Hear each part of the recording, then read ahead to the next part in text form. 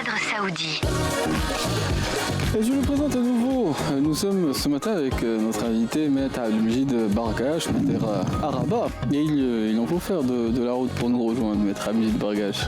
Et la circulation n'est pas des plus... Franchement, à l'entrée de Casablanca, c'est un peu le calvaire.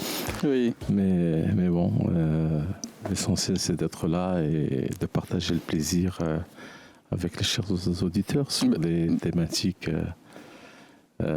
qui concernent un peu les stratégies de transmission du patrimoine. Alors il y a une actualité aussi, stratégie de transmission du patrimoine, même des stratégies de gestion du patrimoine, puisqu'on essaie de le faire fructifier, ou à tout le moins de le préserver, et quelquefois de le transmettre. C'est un livre, un ouvrage, si j'entends bien, qui sera décliné en 10 thématiques. Plusieurs thématiques. Pour le moment, ce qui est prêt, c'est 10 chapitres. Il restera encore peut-être quelques sujets. Et l'intérêt, en fait, c'est à travers la réaction des auditeurs que nous allons encore avoir de la matière, des cas. Mais oui, parce que des pistes de réflexion, ça nous permettra effectivement d'étoffer encore ce travail qui sera certainement utile. Il y a certains esprits qui adorent ouvrir des chantiers. Oui, toujours. Ça maintient vivace. Bon, il y a un mot que j'ai retenu, c'est partage, puisque nous resterons bien entendu durant notre émission disposés à échanger si vous avez des avis ou des questions à nous soumettre. Alors quand on parle de transmission du patrimoine, bon, c'est un des aspects. On peut essayer de le faire fructifier, je le disais, on peut essayer de le préserver. En optimisant fiscalement, en évitant qu'il ne soit grignoté par l'inflation. Mais quand on est effectivement dans la disposition d'esprit d'essayer d'avoir un peu la main sur la transmission du patrimoine, il y a quelques outils. On a évoqué dans certaines émissions des donations, et il y a toujours matière à préciser, puisqu'elles peuvent être rédigées et formulées de diverses façons, on va y revenir. Il y a le testament. Bon, on y recourt peut-être un peu moins qu'aux donations au Maître Abdelmejid Bargache. Et puis il y a l'assurance vie, qui est un des outils, mais qu'on ne maîtrise pas nécessairement quand on est dans la disposition d'esprit, je le disais, de transmettre son patrimoine. Et comme c'est ce dernier aspect qu'on a le moins évoqué à l'antenne, je souhaitais peut-être qu'on commence par celui-ci, l'assurance vie comme outil de transmission du patrimoine, Maître Abdelmejid Bargache. Mais au préalable, ce que je souhaiterais préciser, c'est que quand on aborde ce sujet de la transmission de patrimoine, il y a deux axes. D'abord, les problèmes que pose la transmission et les difficultés que pose la transmission. Ensuite, les modes de transmission. Généralement, de façon générale, on parle assez longuement sur les modes de transmission, les techniques, les donations partage, les donations, l'assurance, la SCI, etc. Mais, à mon sens, il y a des problèmes qui se posent, puisque dans nos études, il n'y a pas que nous, il y a les autres professionnels, experts comptables, avocats. C'est les endroits où on rencontre les notaires, pas les études qui abordent académiques. Oui. Oui, tout à fait. Qui abordent les professionnels qui sont impliqués dans ces questions-là. Oui. Bien sûr, ils reçoivent des doléances, des cas.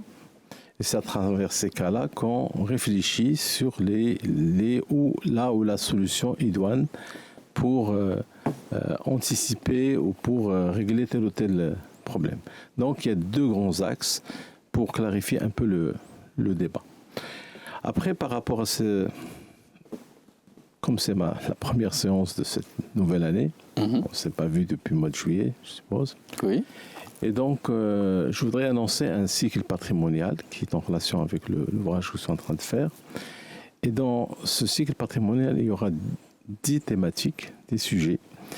Et chaque émission sera réservée à développer, décoder un sujet parmi ceux que je vais annoncer. Bien sûr, il y a un fil conducteur. Il ne faut pas prendre l'ensemble des sujets comme ça en vrac. Il y a bien sûr un fil qui les relie. D'abord, l'idée essentielle, c'est l'anticipation. Et ça, c'est un gros sujet, puisque au Maroc, vous avez beaucoup qui vous disent pourquoi anticiper, puisqu'il y a la charia, il y a les règles de droit coranique qui gèrent et qui prévoient des situations à venir. Et qui disent, voilà l'ordre des héritiers, voilà les quotités qu'ils vont avoir. Je n'ai pas mon mot à dire. Comment ? On dit, j'ai pas mon mot à dire. Les choses sont définies telles quelles. Tout à fait. Alors, et pourtant, il en est qui cherchent des solutions pour des problèmes qu'il s'agit d'expliciter.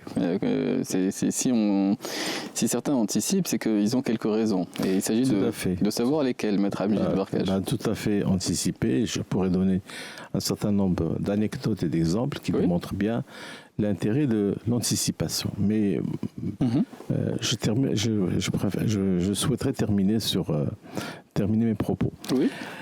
Deuxième chose, il y a une idée également essentielle, c'est la protection. Quand on veut transmettre, on transmet à qui ? D'abord, les plus proches, les enfants, le conjoint survivant, la maman, le papa, les personnes vulnérables. Et donc, ce sont ces gens-là qu'on veut protéger contre les aléas de la vie ou les conflits qui apparaissent post-mortem ou les dettes qui s'accumulent et qu'on n'arrive pas à payer et que les héritiers vont devoir honorer, sachant que la règle chez nous, il est connu. D'abord, il faut liquider le passif pour pouvoir... Et si le passif est plus important, on n'hérite pas de... Il n'y a rien. Il n'y a rien à hériter, mais on n'hérite pas de dette. Que du bonus. Que du bonus. Voilà, ce qui est intéressant par rapport au droit européen. Après, il y a l'optimisation. Dans cette démarche de transmission, il faut toujours penser au coût. Bon, heureusement, au Maroc, il n'y a pas une succession, il n'y a pas une... Oui. Il n'y a pas une... comment dirais-je ? Pardon, je dois couper ça. Oui, c'est les allées du direct. Bon. Ouais. Je sais pas si oui, les auditeurs ont un standard. Donc, l'idée d'optimisation est également importante. Et les clients ont votre numéro. Bon. Voilà. Oui. Donc, l'assurance vie est également une technique d'optimisation dans la mesure où il va permettre de réserver une partie de son patrimoine, le mettre sur un contrat d'assurance vie et désigner un bénéficiaire autre que les héritiers. Sans que les héritiers puissent effectivement... oui, ça passe sous les radars, c'est la spécificité du contrat d'assurance. Du contrat d'assurance, ça passe sous les radars à tous les niveaux. Après, dans les assurances, il faut faire très attention, il ne faut pas que le capital investi soit manifestement exagéré. On ne va pas attendre 70 ans pour vendre un immeuble et le mettre sur un contrat et désigner une personne. C'est une donation déguisée qui apporte effectivement, qui cause un préjudice par rapport aux autres héritiers. Ils peuvent l'attaquer, ils peuvent casser à moins que le concerné ne vive jusqu'à 100 ans. Ou 120 ans. Ouais. 120 ans. Aujourd'hui, on parle même de vivre jusqu'à 140 ans. J'étais modeste dans mes estimations, mais c'est une possibilité. Je vous assure qu'aujourd'hui, on réfléchit à des milliards qui sont investis pour pas rendre l'homme immortel, mais bon... Oui, alors les stratégies ou les pistes que nous souhaiterons bien sûr développer cette année, ça doit commencer par la transmission de votre vivant. Il ne faut pas attendre la mort, parce qu'il faudrait mieux organiser, planifier les choses que subir des situations. Mais je reviens à la question initiale, Maître Amjid Bargach, parce que je le disais, il y a des dispositions d'esprit qui diffèrent. Certains, effectivement, disons, ne souhaitent pas avoir la main, mais si certains décident d'anticiper, c'est qu'ils ont quelques raisons. Et ce sont lesquelles qu'on manifeste ou qu'on explicite dans les études ou quand on essaie de trouver des solutions à des problèmes. Lesquels des problèmes on cite le plus souvent, qui nécessitent, entre guillemets, d'anticiper, Maître Amjid Bargach? Alors, effectivement, par exemple, en France, la question fiscale est importante. On anticipe pour profiter des abattements et donc ne pas payer beaucoup de droits de... Chez nous, au Maroc, c'est différent. Si on décide d'anticiper, c'est parce que, effectivement, prenons le cas le plus classique. Vous n'avez que des filles. D'accord. Sachant que les filles en présence d'héritiers ASEB, ils vont venir un peu mettre la main sur la succession. Chose que la plupart des gens ne préfèrent pas. Et par conséquent, ils l'anticipent via un démembrement de propriété. Ça, c'est tous les notaires qui font ça à longueur de journée. C'est des donations de propriétés avec réserve de l'usufruit. Ça, vous connaissez ce cas classique. Vous avez un autre cas qui permet d'anticiper, c'est lorsque on décide de donner, par exemple, un immeuble de rapport tout en gardant les usufruits. D'un côté, on protège les enfants, parce qu'on sait que plus tard, il y aura certainement problème, mais en même temps, on se protège soi-même, puisque on garde des revenus, sachant qu'aujourd'hui, vous connaissez très bien le problème de retraite. Les retraites ne sont pas suffisantes, il faut absolument avoir un complément de revenus. Or, le fait de garder des flux jusqu'à la fin grâce à l'usufruit permet effectivement de compléter et d'apporter un plus par rapport et surtout maintenir un niveau de vie décent. Plusieurs cas, en fait, je prends le cas de l'entreprise familiale. L'entreprise familiale, on ne va pas attendre, surtout quand il y a une mort subite, c'est toute l'entreprise qui va partir en éclats. Parce que, ça, vous le savez très bien, au Maroc, les fonctions essentielles d'une entreprise sont confondues sur la tête du chef d'entreprise. Quand il décède, il n'y a plus de boîte noire, on ne sait même pas comment faire pour aller jusqu'au bout. Vous savez, les fournisseurs qui réclament leur dû, les clients qui attendent leur livraison, les banques qui ont accordé des facilités, qui ont besoin d'être remboursées, etc.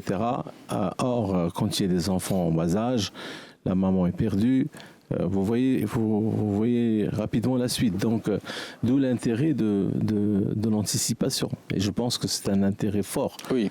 Et les rapports d'immeubles, Maître Amjid Bargache, en langage commun, qu'est-ce que... C'est un immeuble loué, tout simplement. Un immeuble loué. Et donc, vous avez des... Sous la forme d'une société qui va louer les appartements dans le cas de l'anticipation, effectivement, on pourrait très bien mettre l'immeuble dans une SCI ou dans une SAS, une société tout court. Ça facilite en fait la transmission, puisque en apportant un immeuble à une SCI, en contrepartie, on va recevoir des titres sociaux qu'on peut donner aux uns et aux autres. Et ça permet... en proportion. Voilà, et ça permet effectivement de transmettre progressivement l'immeuble. Comme on peut faire un démembrement sur les titres sociaux, ce qui permet de garder les dividendes. Et plus tard, après le décès, les enfants vont récupérer la pleine propriété sur les titres sociaux de la société qui est propriétaire du bien. Voyez-vous donc. Donc le démembrement s'applique également à cette forme sociétaire qui va être propriétaire de l'immeuble dont les appartements sont loués. Tout à fait, oui. Tout à fait. Voyez-vous, donc tout ça, ce sont des techniques qui permettent effectivement l'anticipation Et c'est le premier sujet, le premier principe qu'un conseiller en transmission du patrimoine doit appliquer. Oui. C'est ne pas attendre. Si on veut maîtriser des situations, éviter les conflits, etc., il vaudrait mieux donc, avoir un plan. L'idée qu'il s'agit de retenir, c'est en fonction des cas qu'on soumet, on va opter pour tel ou tel outil, de la boîte à outils du notaire, Maître Amjid Bargache. Bon, en parlant de personnes qui réclament leur dû, c'est en temps de parole à l'antenne, il est bientôt 10h30, l'heure est aux actualités, nous sommes présentés par Karim Droné et nous reprendrons la suite de notre émission des experts qui se poursuit jusqu'à midi. Si vous avez des questions, n'hésitez pas à les faire entendre au 05 22 95 36 70 ou 80. Les experts sont sur Atlantique jusqu'à midi. Bon, il n'est pas interdit d'être concerné par les thématiques qu'on aborde. Ça leur donne un peu plus de matière. Nous parlons ce matin des différentes façons qu'on a possiblement de transmettre son patrimoine. Il y a un certain nombre d'outils, Maître Amjid Bargash, et nous avons commencé par évoquer l'intérêt de l'anticipation. Mais plus précisément, pour ce qui concerne l'outil qu'est l'assurance vie, dans quel cas c'est utile? Quelles sont ses spécificités? C'est un chapitre qu'on a très rarement abordé dans notre émission et sur lesquels on avait consacré toute une émission sur les assurances vie. Mais en proportion des autres sujets, c'est une sous-thématique entre guillemets qui est peu éclairée dans le débat public. Maître Amjid Bargash. Dans ce cycle, effectivement, je consacrerai toute une émission sur l'assurance vie. Pour le moment, et de manière sommaire, ce que je peux dire, l'assurance vie est une technique universelle de transmission du patrimoine, puisque à la fois on peut gérer, fructifier et transmettre. Gérer, vous savez que grâce aux avantages fiscaux, l'État veut développer l'épargne long. Si on investit sur un contrat d'assurance, il y a exonération des avantages fiscaux qui permettent effectivement d'avoir moins de ponctions fiscales et donc développer un patrimoine. Maintenant, il est clair, ces dernières années, on a constaté que les taux de revalorisation sont de plus en plus faibles, mais ceci dit, ça reste quand même... par rapport à l'inflation. Par rapport à l'inflation. Par rapport à l'inflation, on est à 3, quand on a une assurance, on a une inflation de... Bon, réel, je ne parle pas de ce qui est annoncé par l'assurance vie est également une technique de transmission à plusieurs générations, puisqu'on peut très bien imaginer le scénario suivant. On peut désigner comme bénéficiaire du capital qui sera servi par l'assureur en cas de survenance de l'événement, qui est le décès, qui va être servi aux enfants à titre d'usufruitier, et puis les petits-enfants pourront avoir la nue propriété. Il faut bien rédiger la clause de manière à permettre effectivement aux enfants et petits-enfants de profiter de ce capital. Comme on peut effectivement, en dehors de la famille, désigner des bénéficiaires, c'est-à-dire des personnes qui ne sont pas susceptibles d'hériter. Oui, il n'y a pas de lien de une personne famille, qui a pris soin de soi, qui compte, ou un ami, ou que sais-je. Ça arrive la plupart du temps, vraiment vers la fin de la vie, on tombe malade, on devient dépendant physiquement, et on trouve une personne qui prend soin de nous. Il est temps peut-être de modifier la clause bénéficiaire, et pourquoi pas. Mais ce qu'il ne faut pas faire, c'est rajouter, supprimer. C'est pas désigner sa maîtresse comme bénéficiaire, puisque ça reste immoral. Ce qui ferait effectivement tomber carrément l'assurance. Et puis l'assurance vie, comme je viens de le dire, permet effectivement de constituer une retraite complémentaire. C'est une manière de diversifier ses sources de revenus, moyennant des petites primes qu'on paye mensuellement avec des versements périodiques, etc. Et sur la question de savoir si des héritiers essaient de se dire qu'il y a un détournement du patrimoine, par exemple du père ou de la mère ou que sais-je. Est-ce que c'est quelque chose de contestable? Ou par exemple, si la personne a des dettes, est-ce que c'est quelque chose qui est pris en considération ou un élément de soustraction? Alors ça aussi, c'est un grand avantage de l'assurance vie. Ah oui. C'est que les capitaux qui sont constitués, ce qu'on appelle la valeur de rachat, il n'est pas la propriété du souscripteur. En fait, il est la propriété de l'assureur. Il fait partie des réserves mathématiques de l'assureur. Et donc, même si vous avez des créanciers, ces créanciers ne peuvent pas saisir. Même le fisc ne pourrait pas saisir la valeur de rachat parce que ce n'est pas votre propriété, c'est la propriété de l'assurance. Et ça, c'est un sacré avantage, puisqu'on va constituer un patrimoine qui est un patrimoine ou financier. Une personne qui a vécu chichement, et puis, ou plutôt qui a vécu avec largesse et qui, à la fin de sa vie, se retrouve avec des difficultés, mais qui a cotisé des primes. Et donc, qui se retrouve à la fin de sa vie avec des dettes, les bénéficiaires qu'elle va désigner ne seront pas concernés, entre guillemets, par les soustractions. Du tout. C'est ça qui est effectivement intéressant avec l'assurance vie, entre autres. Comme je disais, l'assurance vie permet également donc de constituer une retraite, de désigner des bénéficiaires en dehors des héritiers propres, et puis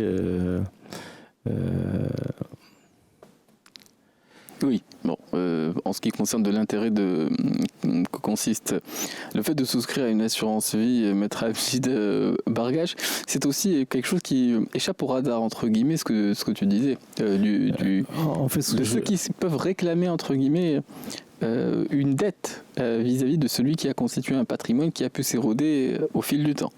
Oui, tout à fait. Effectivement, ça c'est un des avantages de l'assurance vie, c'est que les créanciers ne peuvent pas mettre la main sur l'épargne constituée. Mais dans Maintenant, il y a des cas. Il y a des cas, très important de dire ça. Il y a des exceptions qui sont dans le code des assurances. C'est lorsqu'il s'agit de primes manifestement exagérées. C'est une notion un peu floue. Qu'est-ce que c'est qu'une prime manifestement exagérée?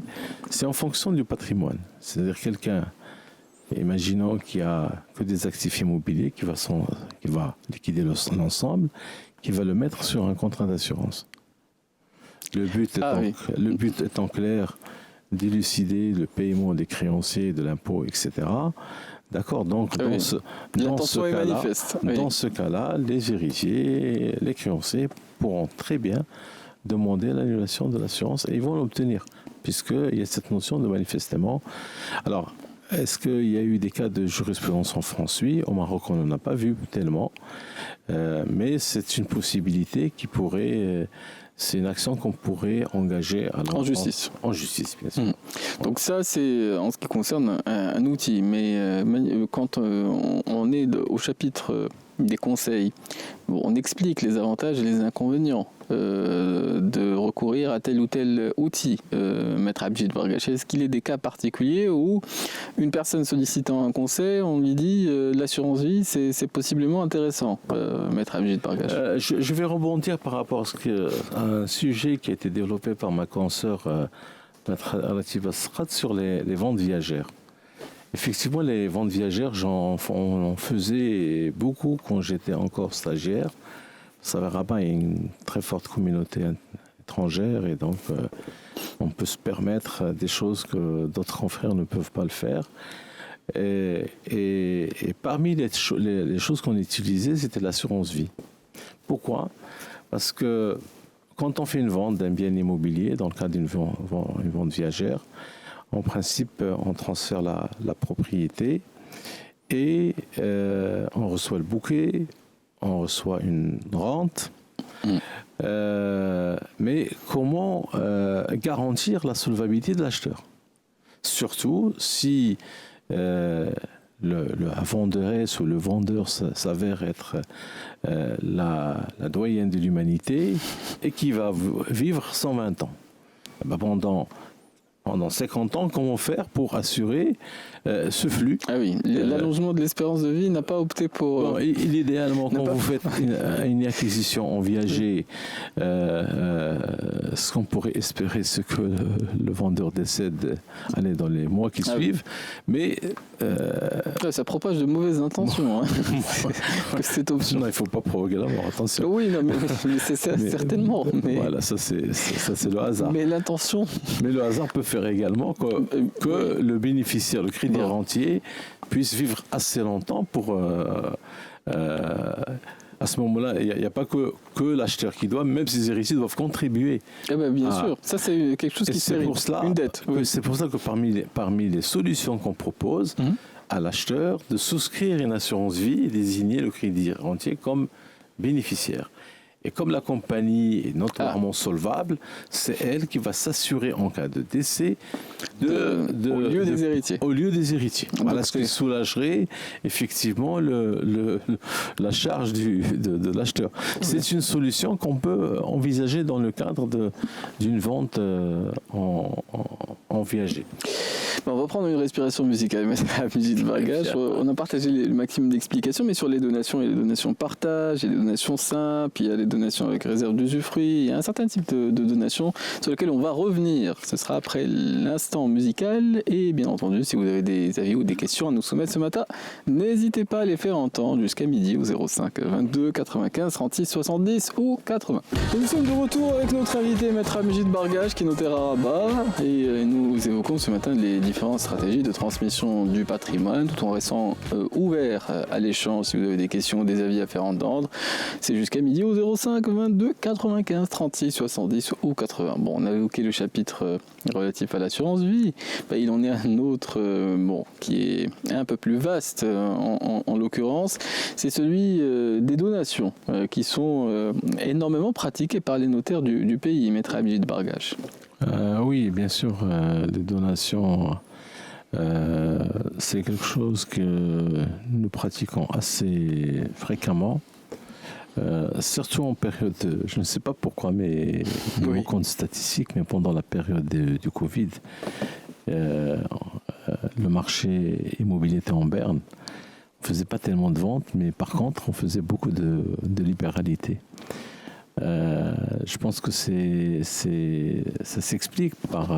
c'est le moment où on a pensé à la fin, donc on s'est dit, qu'est-ce qu'il y a à faire avant d'arriver au terme. Je pense que Covid était un accélérateur de ce processus de donation, puisqu'on s'est dit, Covid étant quelque chose qui menace la vie de l'homme, et surtout des générations futures, il faut faire ce qu'il faut. Effectivement, il y a eu beaucoup de morts. Et ceux qui n'ont pas fait le nécessaire, forcément, ont dû regretter. Parce qu'ils étaient pris de court et qu'on n'avait pas pu préparer la transmission. J'espère ne pas avoir un Covid 2027 ou 2029. Mais ceci dit, Covid nous a appris une chose, c'est que l'intérêt de transmettre par anticipation et l'instinct de protéger surtout les générations futures. Et donc via effectivement des donations, soit des donations qui sont sous forme de hiba ou des donations sous forme de sadaqa. Mais il y a une autre forme de modalité de donation à laquelle on recourt et qui a quand même le mérite d'assurer une certaine stabilité, c'est la donation partage. La donation partage. Je ne vais pas revenir tellement sur les hiba et sadaqa parce que je pense que ça c'est quelque chose qu'on en a parlé. Oui, c'est classique. Classique.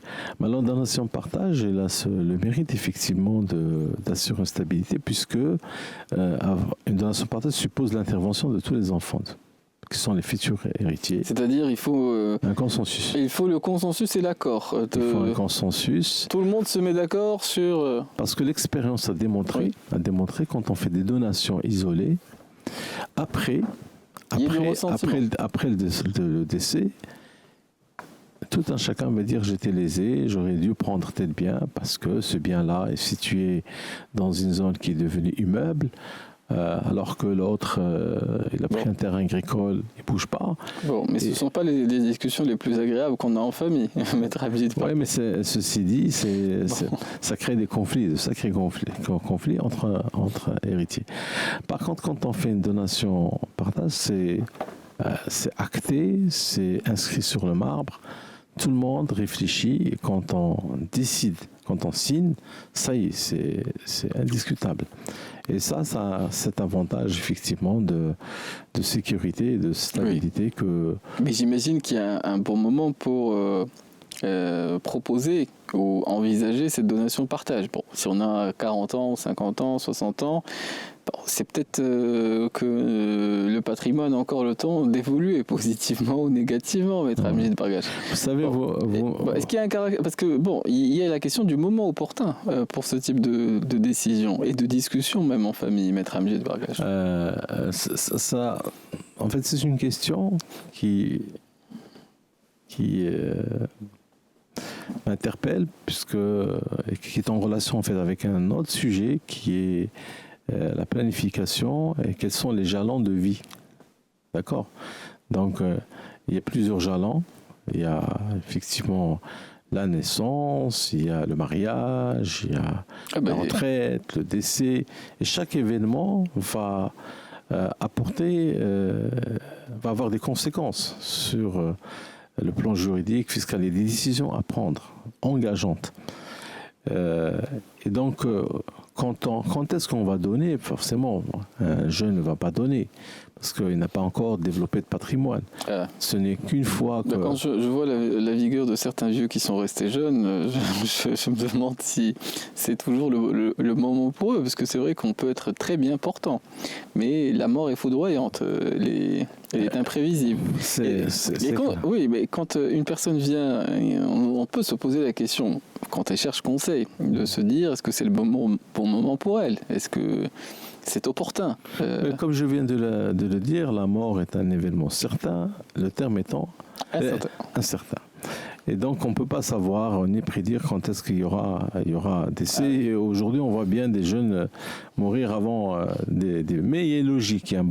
Quand vous posez la question aux actuaires dans le domaine des assurances, ils vont vous dire que la probabilité qu'un jeune de 30 ans vive plus longtemps que quelqu'un qui a 70 ans, elle est claire, c'est pas oui, mais je pourrais poser la question à quelqu'un qui a 15 ans, là, il me dirait la même réponse. Mais revenons à la avec question. Avec des arguments un peu moins chiffrés. Revenons à la question. Quel est l'âge idéal pour commencer à transmettre ? Oui. Pour moi, à partir de 45 ans, il faut vraiment y réfléchir. Engager la réflexion. Pourquoi 45 ans ? Parce qu'on est bien engagé dans la vie active, on a commencé on a constitué, on commence à valoriser son patrimoine et donc il faut une préparation. Je pense qu'à l'âge de 45 ans, 50 ans, c'est le moment de réfléchir sérieusement, surtout quand on a des enfants qui arrivent à un âge 20, 21 ans, etc. Sachant que aujourd'hui, malheureusement, on tarde à se marier, ce qui fait que à 50 ans, ils sont encore jeunes. Oui. Ils ont besoin de terminer leur parcours académique. Oui. Et à un moment, on a besoin encore un effort pour pouvoir les accompagner, voyez-vous. Oui. Donc, ce qui diffère la problématique à plus tard. Bien sûr, nous, on ne peut pas différer les informations. C'est Mourad Baba qui nous les présente. C'est Mourad. Voilà, donc 11h00. On s'incline. Bien entendu, on cède surtout la place et on revient un peu plus tard. Et ceux qui ont des questions à nous soumettre, n'hésitez pas à les faire entendre. Nous avons encore une heure d'émission, c'est toujours 05 22 95 36 70 ou 80. Et nous reprenons la suite de notre émission des experts ce matin consacrée aux différentes stratégies de transmission du patrimoine avec notre invité Maître Amjid Barghash. Et pour reprendre le fil conducteur de ce que nous disions, pour reprendre le fil là où on l'avait laissé entre guillemets, nous parlions des donations partage et du moment propice pour soumettre cette option aux héritiers. Alors, il nécessite un consensus, donc il y a une façon de faire. Et puis, il nécessite des estimations, un certain travail que beaucoup d'experts concourent à produire. C'est un chemin. Et s'il s'agit de le renseigner précisément, Maître Amjid Barghash, quelles sont les étapes les plus importantes à retenir pour ceux qui ne savent pas spécifiquement, concrètement, de quoi il s'agit ? Qu'une donation partage. En fait, bien sûr, il y a un travail technique. C'est le notaire qui va le faire. Mais avant le travail technique, il y a une décision, une présentation à faire par le père, par le chef de famille. C'est lui qui doit présenter son plan de transmission et le faire valider dans le cadre d'un conseil familial. Oui. Aujourd'hui, pour les grandes familles, etc., et d'ailleurs, on le voit, il y a de grandes familles aujourd'hui, suite au décès du chef. Il y a tellement de problèmes, des problèmes qui arrivent même au pénal. Et donc aujourd'hui, il faut prendre les choses vraiment au sérieux. Et préparer, moi je s'appelle une charte familiale, comment les choses vont se passer. Et il faut prendre vraiment le temps et il faut impliquer tout le monde dans la prise de ces décisions. C'est un plan de vol. Il y a des étapes, il y a un itinéraire. Il faut... VOL. Voilà, VOL. Oui. Et bon, il faut voler pas très haut, il faut vraiment voler dans la sécurité et prévoir certaines choses.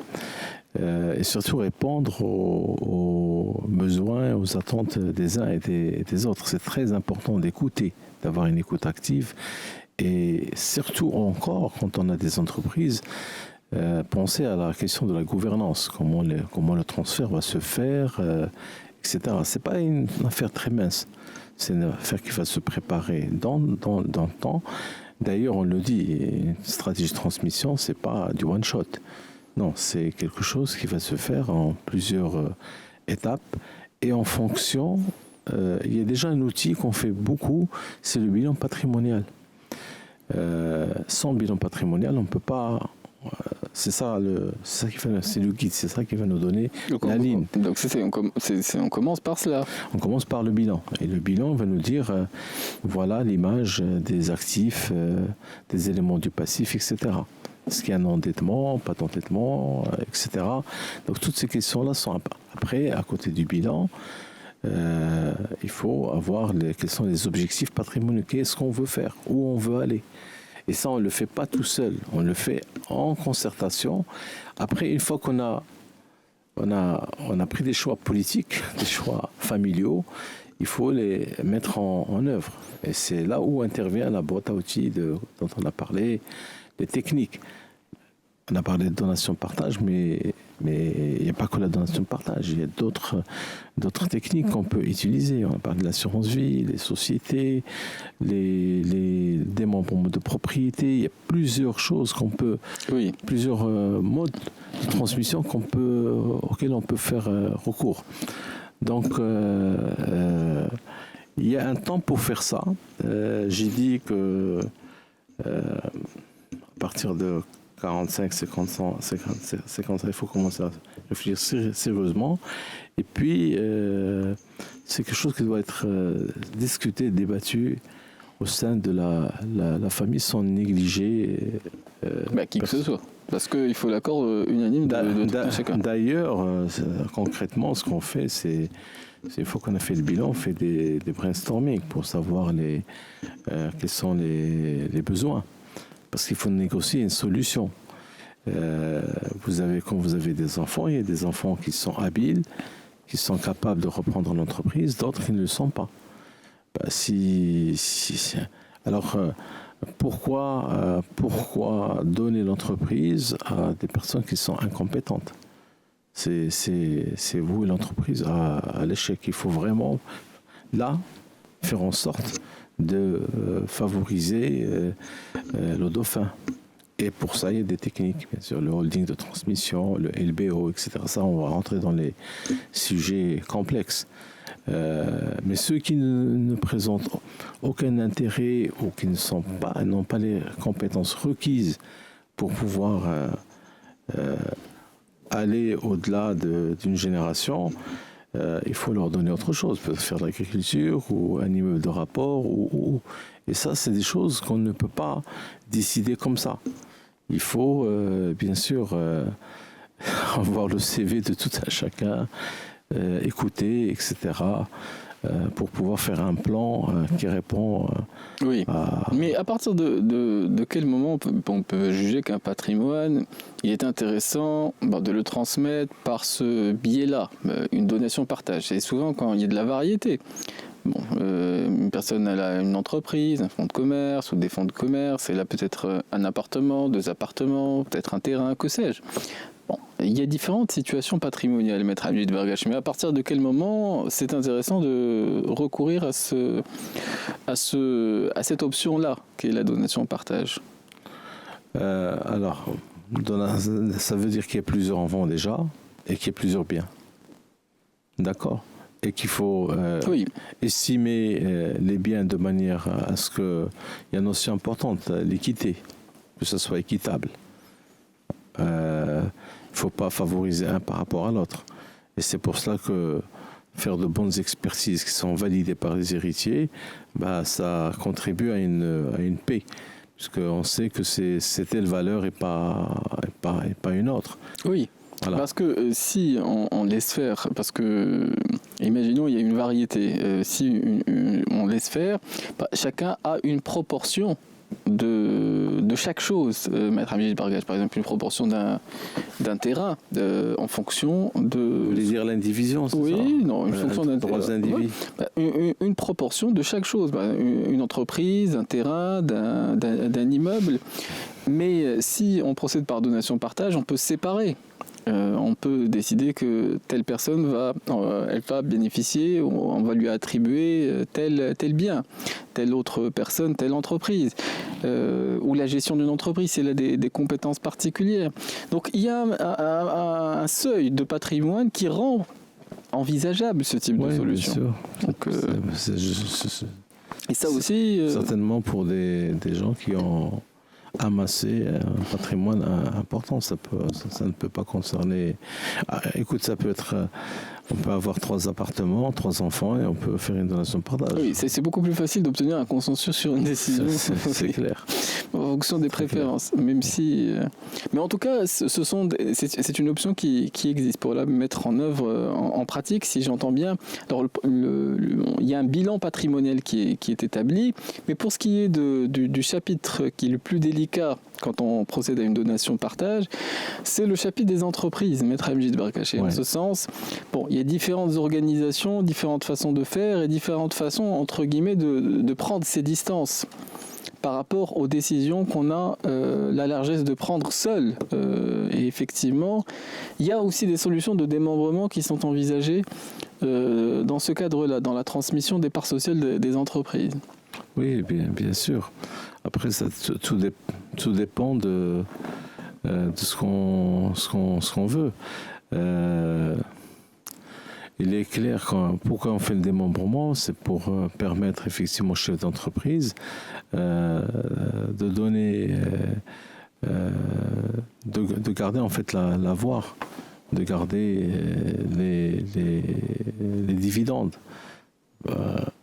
On peut constituer donner la nue propriété des parts à ses enfants, mais tous les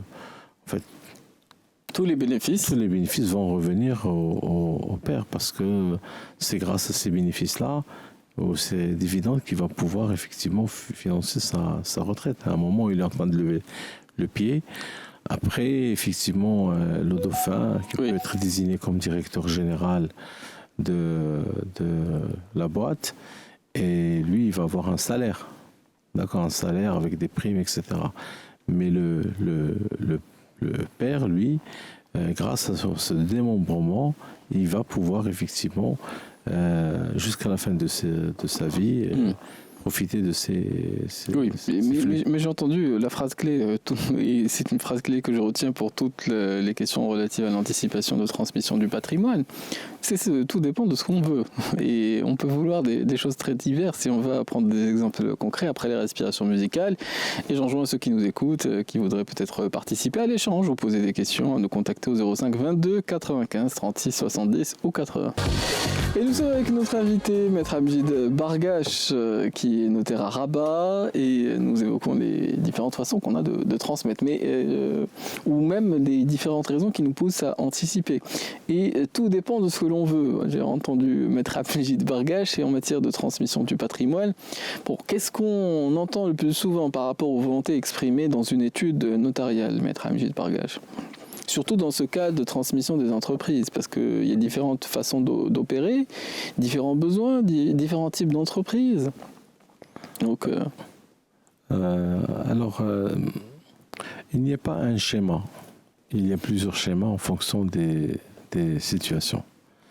Et je peux vous dire que les cas sont différents les uns des autres et il faut concevoir un plan en fonction d'un certain nombre de paramètres. Donc il ne faut pas partir du principe A, j'ai une solution. Le problème sur le plan méthodologique, c'est que on croit qu'on a la solution à tout. On dit, tel problème, on va utiliser tel outil. Mais en fait, c'est la compréhension des problèmes, parce qu'on fait des sur-mesures. Vous venez de parler de Gucci ou de Saint-Laurent. On fait des sur-mesures. Le problème aujourd'hui, ce n'est pas l'usage de tel ou tel outil. Le vrai problème, c'est de comprendre. Comprendre, c'est quoi le problème. Et c'est là où le conseiller, ou le notaire, ou l'expert, ou n'importe, doit vraiment écouter la volonté, mais pas que la volonté des chefs de famille ou des chefs d'entreprise. Il faut écouter la volonté également de ceux qui sont d'ici, parce que aujourd'hui, il y a deux façons de faire quand on est chef d'entreprise. Soit qu'on va céder l'entreprise à une tierce personne en dehors de la famille, on touche le pactole et on se permet la belle vie, et voilà, comme le feraient la plupart des gens aujourd'hui. Soit qu'on va décider de transmettre dans la famille. Et quand on décide de le faire dans la famille, il y a des agrégats. Premièrement, il faut bien qu'il y ait un enfant qui va pouvoir reprendre, ou des enfants qui vont pouvoir reprendre. On ne peut pas mettre n'importe... D'ailleurs, il y a des expériences que nous avons vécues, parce qu'un chef d'entreprise avait 7 enfants, il a pensé qu'en donnant une filiale à chaque enfant, il va réussir. Résultat, c'était le chaos. Les enfants n'ont rien compris parce qu'ils n'avaient pas les compétences requises. Résultat de la course, tout le groupe s'est effondré, qui était vraiment un fleuron du secteur du bâtiment, en tout cas au niveau de Rabat Salé, etc. Donc la disparition totale de l'entreprise ou du groupe d'entreprise, parce que on a fait une faute stratégique. On ne pouvait pas, comme disait quelqu'un que je respectais beaucoup, donnez-moi un homme valable, je vous donne un projet, je vous donne une entreprise. C'est pas parce que vous avez des enfants que vos enfants vont réussir. Telle ou telle entreprise, il faut vraiment savoir. Tester. Ensuite, s'engager. Et des fois, on ne prend pas suffisamment de temps pour mûrir des réflexions. Résultat, c'est catastrophique. Voilà. Donc, quand il s'agit effectivement de transmettre des entreprises, comme je viens de le dire, c'est un parcours qui va s'étaler dans le temps. Mais la première des choses, c'est qu'il faut choisir la personne idoine et lui donner le temps d'exprimer son potentiel sur le terrain et observer les résultats. Et agir quand il faut, rectifier le tir. Parce que des fois, vous donnez les commandes et on commence à faire du n'importe quoi. La mentalité aujourd'hui n'est pas la même. Les vieux, ils se sont vraiment serrés la ceinture pour pouvoir constituer. Et tout dirham gagné à la sueur du franc est investi et réinvesti. Les enfants ne partagent pas le même état d'esprit. Ils dépensent plus qu'ils investissent. Disons que oui, l'environnement est sensiblement différent, davantage de facilité dans la vie. Donc cette différence de culture, généralement... Des hommes un peu différents. Oui, cette différence de culture et de façon de faire entre le père et les enfants. Prenons les soucis, par exemple. Les premiers soucis, c'est comme permettez-moi de le dire en arabe, briel. Ils ont constitué des fortunes. Ils ont travaillé 7 sur 7, 24 sur 24, et ils ont fini par ramasser de grosses fortunes. Les enfants aujourd'hui, c'est pas la même chose. Voilà. D'accord. Donc, d'une génération à une autre, il y a forcément des changements de culture, des changements de paradigme qui font que les choses il y a des risques que la pérennité ne soit pas assurée. Or, le problème numéro 1 quand il s'agit d'entreprise, c'est comment assurer la pérennité à travers plusieurs générations. C'est quelque chose que nous n'avons pas réussi à faire au Maroc.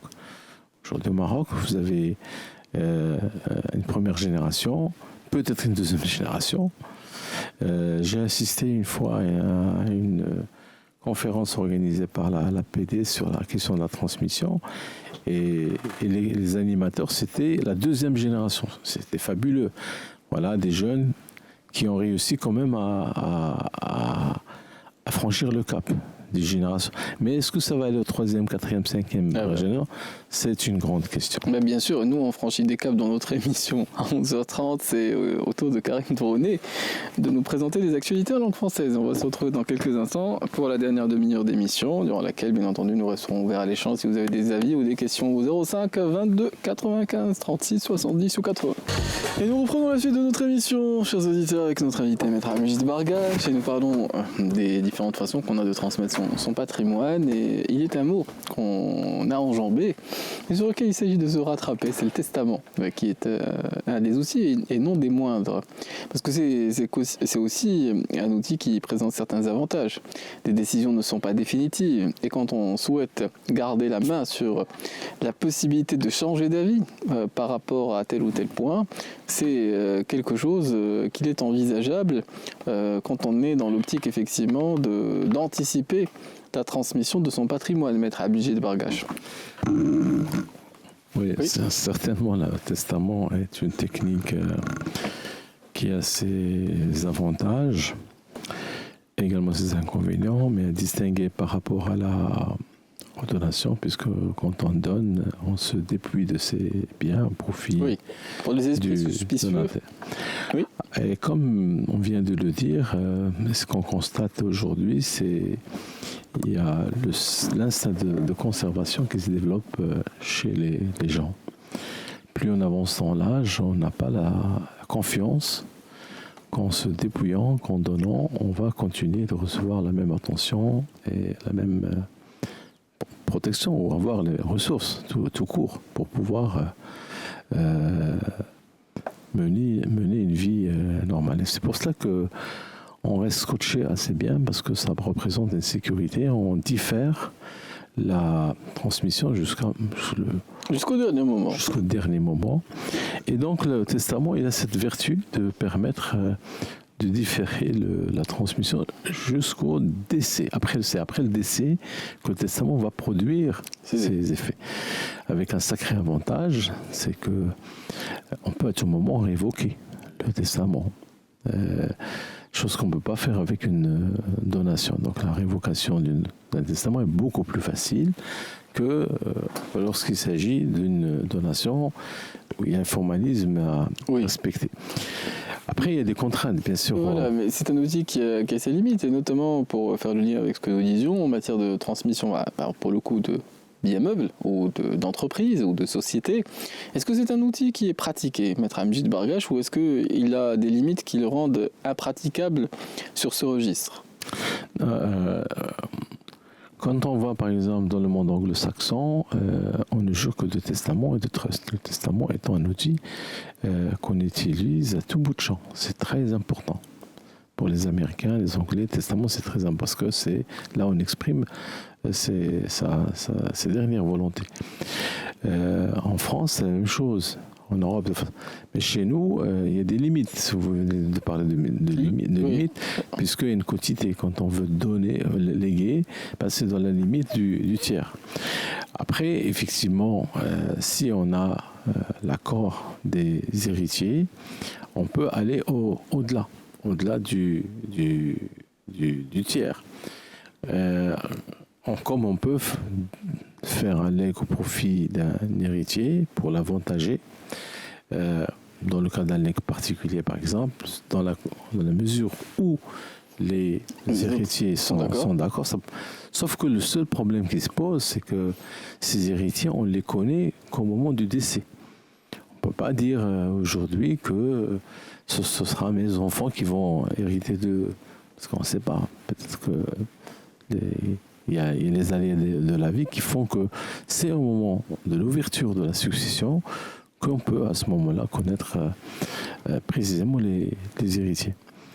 Donc effectivement, le testament est une technique qu'on utilise, je dirais pas beaucoup,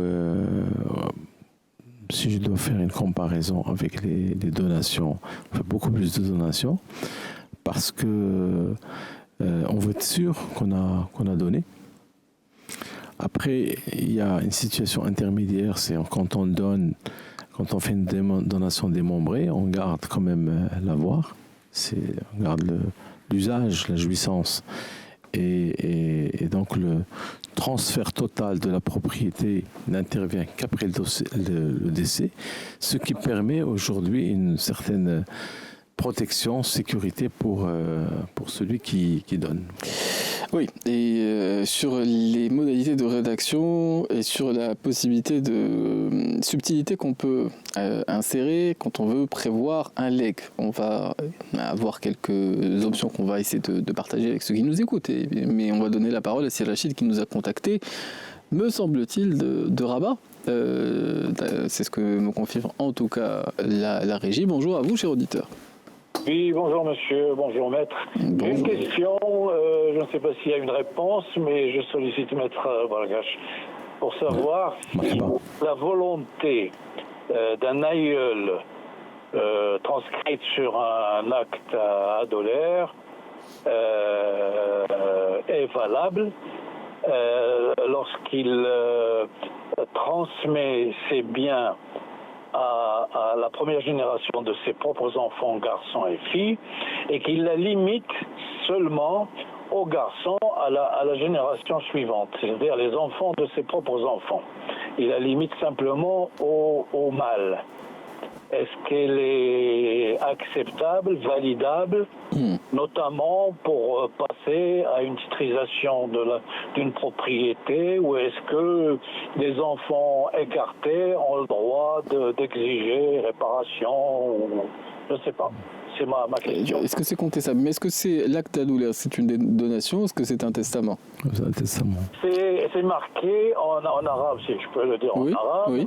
أوصى فلان الفلاني في مرض موته إلى آخره يعني la transmission de ses biens. De ses biens, c'est ça, à ses propres enfants, garçons et filles, et aux garçons de ses enfants seulement, pas aux filles. Oui. Donc, j'ai déjà vu ça. Écarter des héritiers. Oui, j'ai déjà vu. La deuxième génération, mais c'est un acte qui a presque un siècle. Hein. Oui. J'ai déjà vu ça. Effectivement, en fait, on a vu beaucoup de situations, et parmi ces situations complexes, surtout à Rabat, on a eu des cas de familles qui ont fait des testaments comme ça.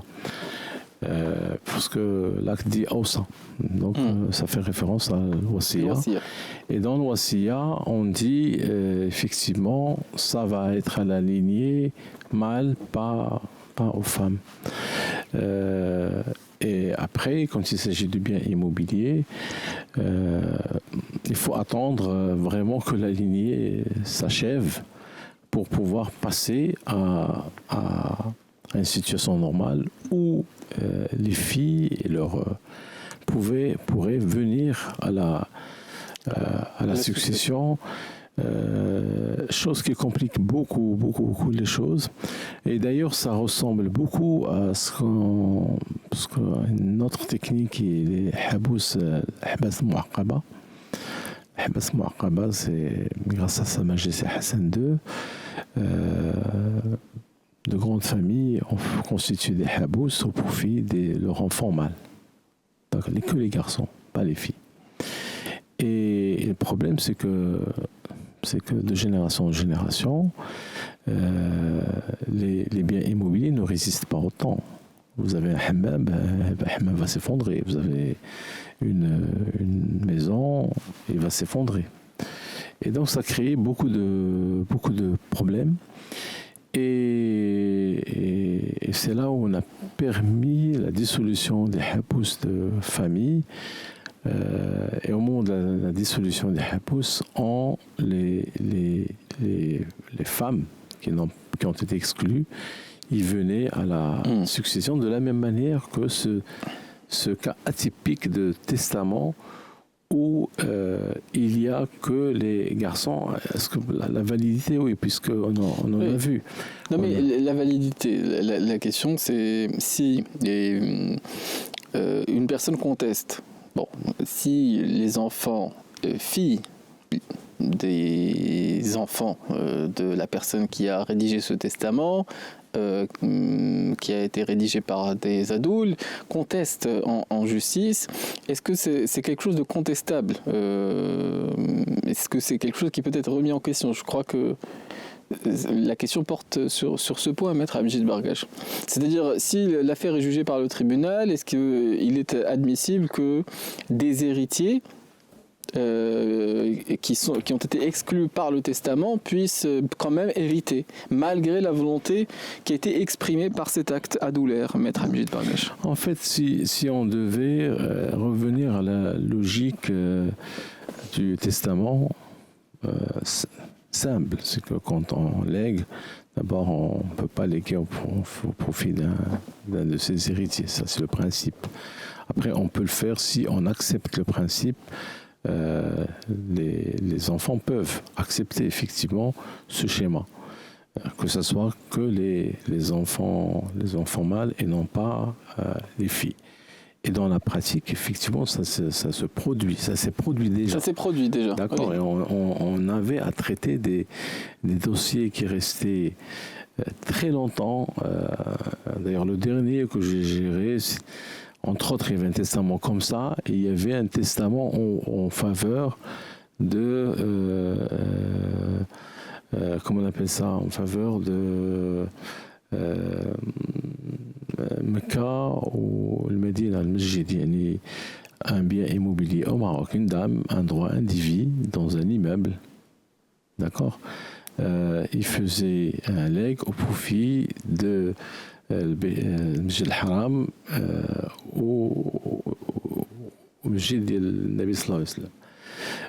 Alors, on va chercher comment régler ça. Effectivement, il y a des fois, des personnes font ce genre et expriment des dernières volontés. Qu'est-ce qui leur arrive? On ne sait pas, mais ça complique beaucoup la transmission. Donc, ce que j'entends, c'est que ça s'est appliqué, ça a été admis, pour peu que les enfants aient accepté de donner leur accord lorsque ce testament a été rédigé, et effectivement ça s'est fait. C'est bien ce que j'entends. Donc, oui, parce que si dans le cas contraire, ce n'est pas possible. Normalement, un juge, quand il est saisi, il va déclarer la non-conformité du testament. La non-conformité du testament. Bon, est-ce que ça répond à votre question? Est-ce que vous avez d'autres aspects? Si ça répond à votre question, est-ce que vous avez d'autres on entend l'écho. Oui. Pas tellement, parce que si je comprends bien la réponse de Maître Bargash, c'est que la contestation se fait au moment de la rédaction. Oui. Ou de la transcription et de sa validation. En fait, elle peut se faire à tout moment. À tout moment. Alors que moi, je parle d'un document qui a presque un siècle. Oui, je sais, j'ai compris. Et que tous les enfants du défunt, les premiers enfants, sont déjà décédés. Oui. Maintenant, s'il peut y avoir contestation, c'est les petits-enfants de ceux qui ont été écartés. Oui. Sur un document qui a, je le répète, un siècle. Oui. C'est ça la question. Est-ce que les enfants, aujourd'hui, les héritiers des enfants de l'aïeul décédés déjà, mais leurs enfants actuellement peuvent contester ce testament et dire non, on a droit comme les autres, et obtenir gain de cause en justice. Je vous explique. Si on devrait... Oui, j'ai compris. Je ne sais pas s'il y a une réponse ou pas. Non, je sans dire que c'est compliqué, mais je comprends. Attendez, je vais vous expliquer, s'il vous plaît. Si on doit se référer aux règles du testament, le principe, c'est qu'on ne peut pas faire un testament au profit de ses héritiers. D'accord. À moins que les héritiers acceptent cela. Maintenant, historiquement, et je vous parle de la pratique, nous avons eu effectivement des situations que vous venez de décrire. La question que vous me posez, est-ce que les petits-enfants peuvent contester et le bien fondé de ce testament? Moi, je vous dis oui. Je vous dis parfaitement oui. C'est un testament. On peut toujours demander à un juge d'annuler. Et j'ai donné l'exemple des habous mu'aqqab. Vous savez ce que c'est que habous? C'est beaucoup plus compliqué que c'est une institution religieuse. Dans le cadre de... Et pourtant, Sa Majesté, dans un décret de 77, a décidé d'arrêter à un moment donné. Elle a donné la possibilité de dissoudre. Et qu'on revient à la situation de départ et on regarde toutes les lignées femmes et mâles. J'ai juste donné un exemple. C'est-à-dire qui peut le plus, peut le moins. Par rapport à un habous, c'est le plus. C'est le plus. Le moins, c'est ce que vous dites. Maintenant, testament, c'est encore plus contestable. Testament qui est fait en faveur des... Vous savez, tout récemment, j'ai vu quelque chose qui m'a... d'atypique également, parce que dans ce domaine-là, il y a des gens qui veulent s'ingénier, créer des choses extraordinaires.